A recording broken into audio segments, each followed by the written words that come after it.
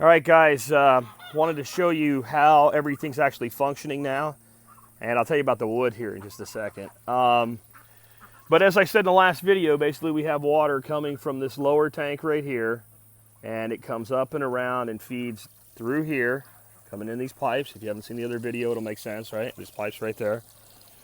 So that is water coming in from that lower pond all the way down there where the turkey's standing.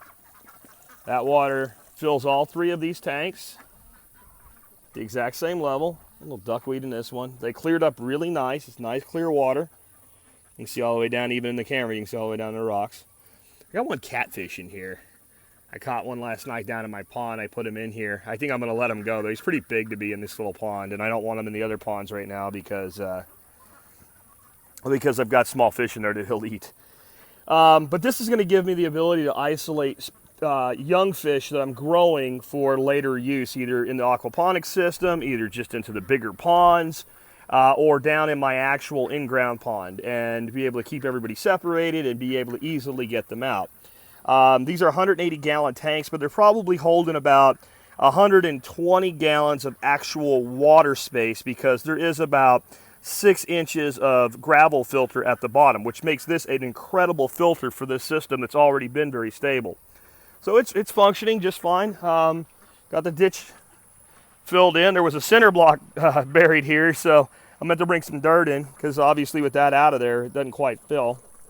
So now you can see the whole system working.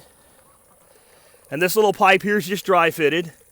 And right there, right at the bottom of that elbow, right there, is the water line for those tanks.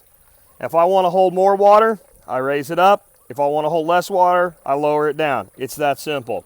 I've got it dialed in really nice, so I don't want to mess with it because I've got it exactly where I want it. Everything's been in stasis for about 24 hours now. And you might wonder what's the deal with all those little rigamaroles. Why not just have a pipe sticking up there? Well, if you do that, what's going to happen is water is going to spill over the pipe. It's going to run back down this pipe with capillary action, and it's going to create what looks like a leak, and this area right here will get really wet. I know that from past experience.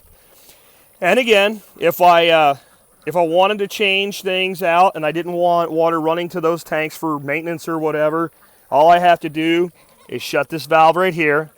That'll prevent water from flowing over to there. And then open this valve right here, and I'll be back to recirculating between these two tanks. So I can take a third of the system off for maintenance anytime I want. And I've got some ideas that eventually it won't be real hard to create a bypass line from the lower pond to here, and I could take any group of this out and leave two stations still running, so to speak. So we'll probably do that later this year. That's not critical. That kind of wraps it up, but it doesn't. We'll have fish in here to show you and all, but this afternoon I'm going to go pick up some half cinder blocks and some net baskets and get some plants into here, and maybe I'll show you how that looks when that, kind of get those things started. But the wood, so especially this third tank in the afternoon, our western sun's right there, it just gets beat. And because I raised this up, I have to replace this siding because it's not going to come to the top of the tanks. And instead of like halfway doing it, I'm going to try to do it all at one time and do it right. What I'm going to do is these were capped with 2x4s right here and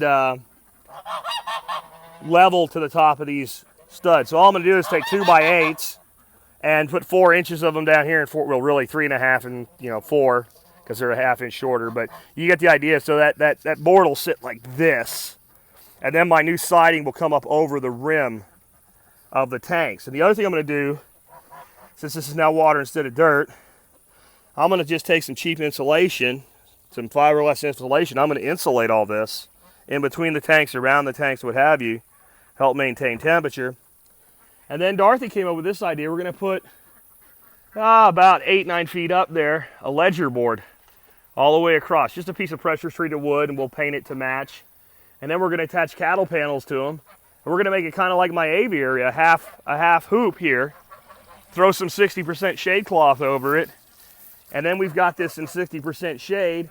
We can grow vines up that trellis from the water, and we can grow vines up the The thing, if we decide we want to, I probably won't do that. I'll probably just go with shade cloth though, because it's more consistent in our really hot climate. So it'll be kind of cool. You'll have like this little tunnel to come through here. It'll keep all of this nicely shaded and cool for the fish.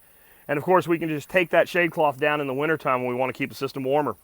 Anyway, it's running. Like I said, it's been running since about 4 o'clock in the afternoon. I got some work to do. I've got some perlite that was mixed in with not the lava rock, but the gravel. And so we'll just have to skim all that off. It won't be a big deal. It'll probably be a couple weeks of little bits of it showing up. But we'll get her optimized. I don't see our catfish. You won't see them with this camera. So anyway, we'll catch up with you later.